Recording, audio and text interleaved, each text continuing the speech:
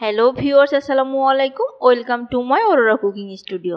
বাইরে যে গরম পড়েছে, এই গরমে এরকম এক গ্লাস ঠান্ডা ঠান্ডা কলার লাচ্ছি খেলে পরানটা একেবারে জুড়িয়ে যাবে, মনটাকেও লাগবে একেবারে ফ্রেশ।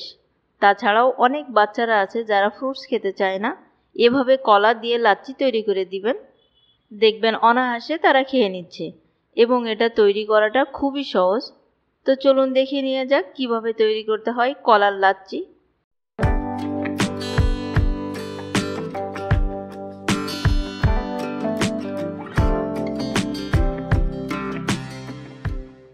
আজ আমি 2 গ্লাসের মতো কলার লাচ্ছি তৈরি করার জন্য এখানে নিয়েছি 2টা পাকা কলা, 2 টেবিল চামচ চিনি, 2 টেবিল চামচ গুঁড়া দুধ, হাফ কাপ মিষ্টি দই ও কিছু বরফ কুচি।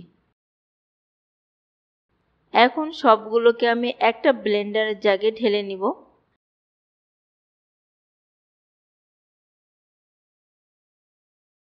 কলা দুইটাকে আমি ছুরি দিয়ে এভাবে একটু স্লাইস করে দিচ্ছি, তাহলে খুব দ্রুতই ব্লেন্ড হয়ে যাবে এবং এতে লাচ্ছিটা দেখতে খুবই স্মুথ দেখাবে।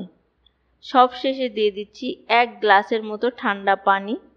এখন এটাকে আমি 2 মিনিটের মতো থেমে থেমে ব্লেন্ড করে নিব। এই তো দেখুন আমার লাচ্ছিটা ব্লেন্ড করা হয়ে গিয়েছে। দেখলেন তো কত সহজেই লাচ্ছিটা তৈরি করা যায়। এখন চাইলে আপনারা এটাকে এভাবেই পরিবেশন করতে পারেন।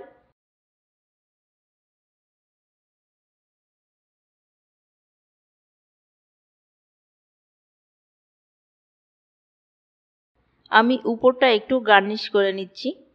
প্রথমে দিয়ে দিচ্ছি কিছু স্প্রিংকেল,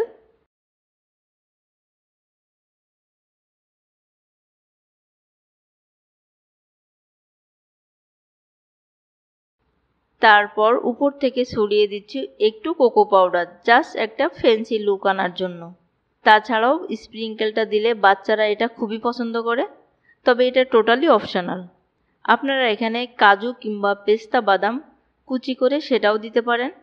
এই তো দেখুন কত দ্রুতই তৈরি হয়ে গেল আমাদের প্রাণ ঠান্ডা করা লাচ্ছি।